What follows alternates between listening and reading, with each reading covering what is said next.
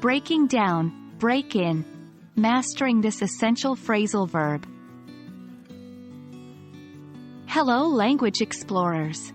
Welcome back to another video on phrasal verbs. Today, we're diving into the world of break in.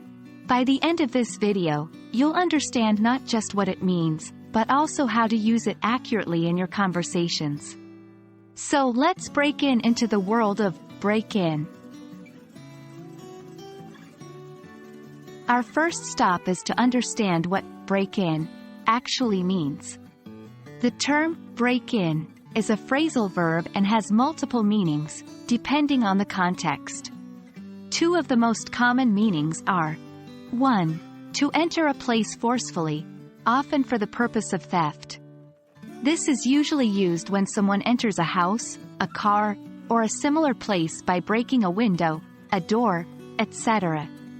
Example: someone broke in last night and stole my laptop. 2. To use something new until it's comfortable. This is often used in reference to things like shoes, gloves, or machinery. Example: I just bought these shoes, and I need to break them in before my hike next week. Understanding the meaning is only the first step. It's equally important to know how to use break in properly in sentences. 1.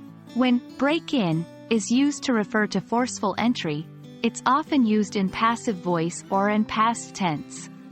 It doesn't require a direct object. Example: my car was broken into yesterday. 2.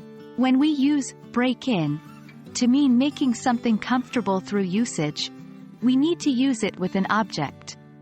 The object is the thing that is being used or worn until it's comfortable. Example: it took a few weeks to break in my new boots. Remember, phrasal verbs can be tricky because of their versatile nature.